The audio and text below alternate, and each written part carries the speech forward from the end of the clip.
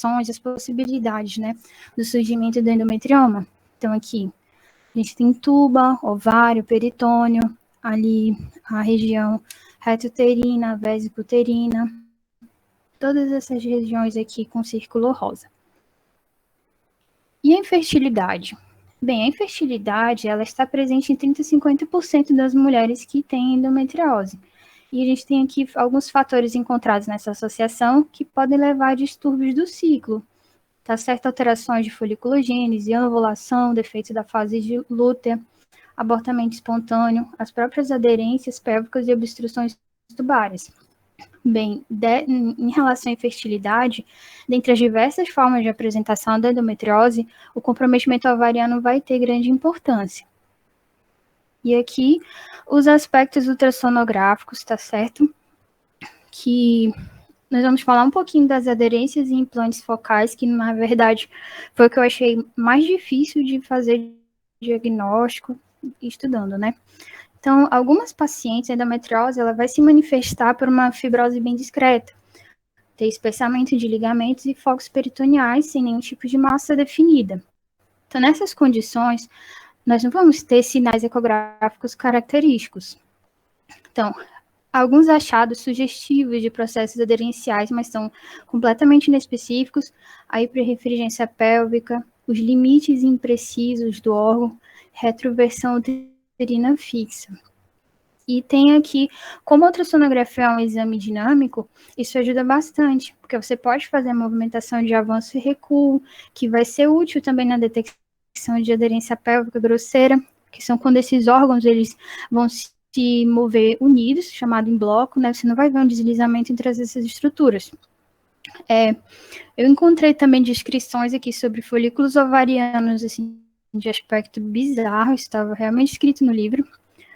Pontos hiperrefringentes esparsos, agrupados em parênquima ovariano, também vão poder ajudar nessa suspeita diagnóstica. Então, como eu já tinha falado, esses achados eles são sugestivos de endometriose, mas também podem estar presentes em processos fibróticos, pós-operatórios e sequelas de doença. E aqui ficou uma dica, que a doutora Rafaela deu, de sinais secundários. A endometriose ela vai retrair o útero, vai lateralizar ele e também vai medianizar os ovários. E a gente acaba podendo fazer uma melhor avaliação também associada ao quadro clínico com a ressonância magnética. Bem, essa figura aqui é justamente aquela descrição de um ovário, que você tem um folículo um pouco estranho, um folículo com limites fora do habitual, imagens hiperecogênicas ao redor, que podem ser sugestivos, sim, de endometriose. Agora, nós vamos falar um pouquinho sobre os endometriomas. Bem, o endometrioma, também chamado de cisto endometriótico, na verdade é um pseudocisto sobre o córtex ovariano. Porque o que acontece? Esses implantes peritoneais, eles vão formar aderências com essa superfície do ovário, vão provocar aqueles sangramentos cíclicos, e nesse sangramento você tem a disseminação celular sobre essa superfície ovariana e a invaginação nesse ponto. Nessa invaginação, você forma ali o pseudocisto, onde ali dentro você vai ter conteúdo líquido, que é composto por sangue e descamação endometrial. Esse é justamente o cisto de chocolate que eles chamam, né? Então, a gente infere com isso, né? Que para que ocorra o desenvolvimento do cisto endometriótico, tem que haver uma continuidade com o parênquima gonadal. Então, os endometriomas, eles são visibilizados na ultrassonografia na posição justa ou intravariana. E aqui, novamente, os aspectos sonográficos, eu vou mostrar depois as imagens para vocês. Então, de uma maneira geral, são estruturas císticas. Elas vão ser bilaterais ou unilaterais, podem ter formato arredondado, margens regulares, a ecotextura homogênea, ecogênica, com ecos difusos, de baixa ecogenicidade ou debris. E os cistos endometrióticos, eles têm um conteúdo interno que ele é bastante diverso na ultrassonografia. Podem ser massas, formações ecogênicas, podem ter septações no seu interior, ou podem ser também projeções sólidas. E alguns autores vão descrever esse aspecto de ground glass, ou flocoso fino e homogêneo, que para eles são imagens características de endometrioma. Então, essa imagem aqui, a gente vê um ovário, tá certo? De aspecto cístico, multilocular. A gente vê que ele tem um contorno definido. E esse conteúdo interno aqui é o conteúdo flocoso fino, ou ground glass. Essa segunda imagem aqui, a figura 11, ela também vai mostrar essa formação cística, mas uma formação cística já retuterina. Essa aqui, diferente da outra, que é... diferente dessa aqui, que era multilocular, ela é unilocular. E ela também tem esse mesmo padrão flocoso fino. Essa imagem aqui ao lado, eu coloquei ela justamente porque ela vai apresentar todas essas características, mas o mais interessante dela é que aqui é essa comunicação com o parênquima ovariano. Essa imagem foi que ela foge bastante do padrão, ela é a mais diferente de todas. Então, a gente tem aqui uma formação ovariana de aspecto sólido, a gente vê aqui no interior, é até um pouco difícil de visualizar, tem limites imprecisos, o interior dela é um pouco mais ecogênico, e tem alguns diagnósticos diferenciais para ela, que é cisto de corpo lúteo e também maneoplasia ovariana. Nesse caso aqui, o anatomopatológico mostrou que realmente era endometrioma. Essa última imagem também é uma configuração diferente que pode aparecer para a gente.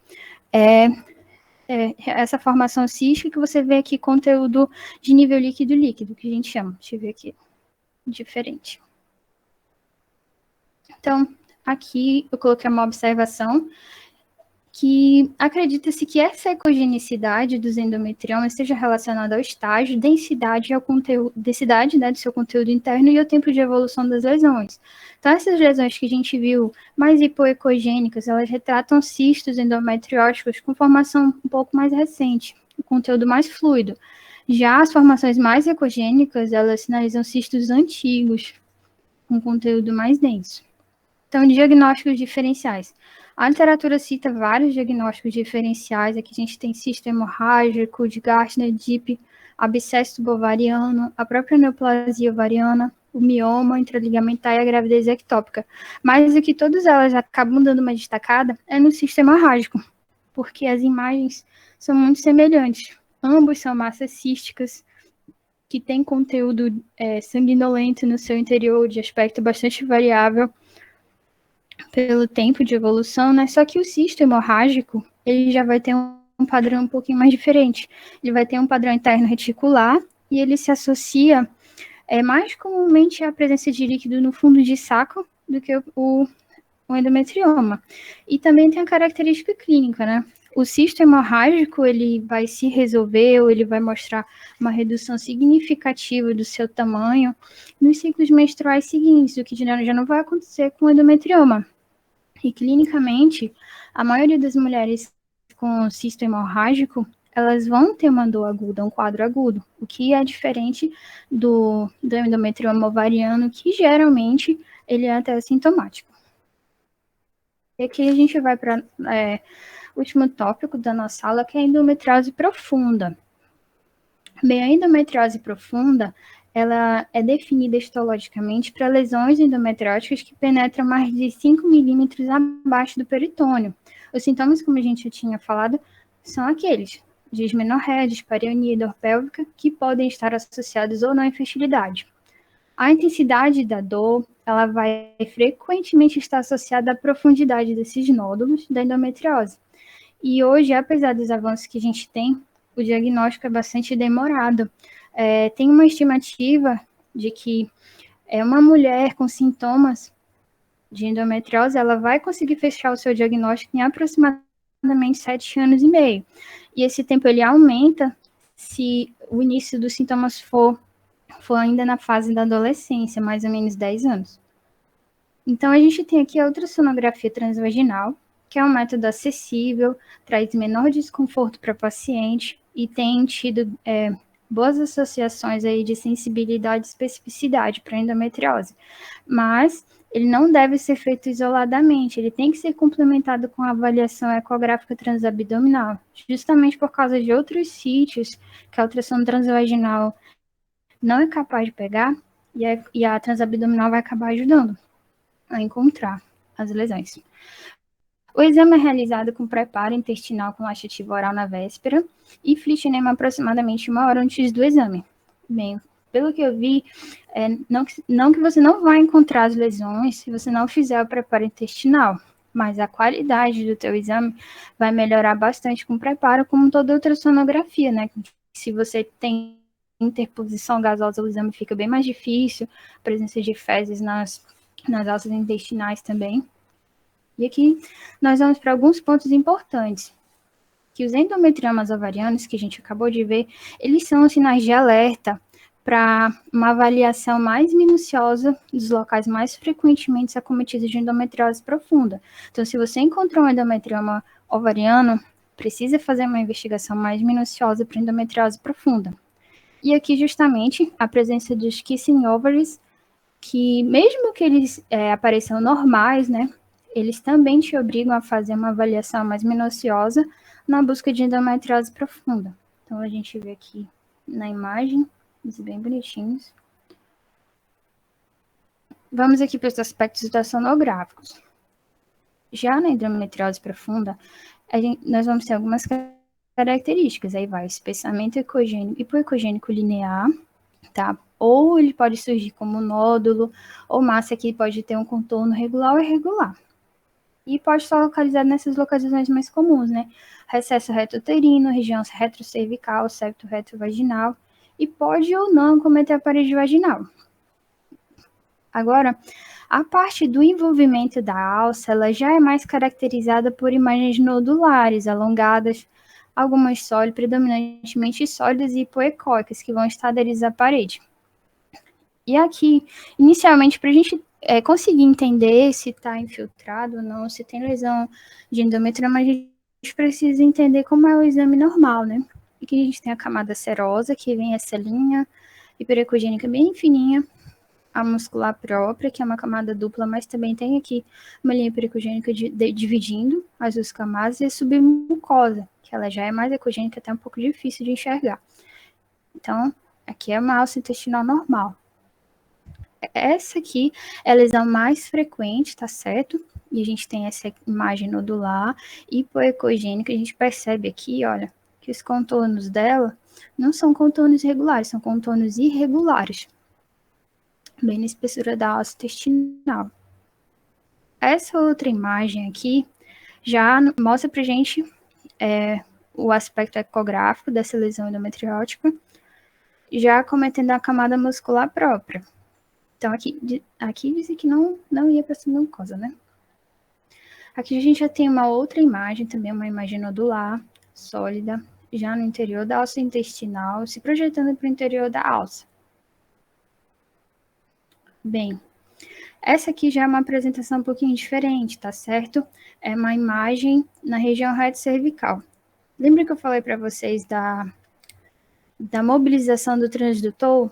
Pois é, essa imagem aqui, na descrição do artigo, ele falava isso, que já tinha um processo aderencial aqui, na mobilização do transdutor não se via deslizamento entre as estruturas aqui do colo, alça intestinal e a própria lesão.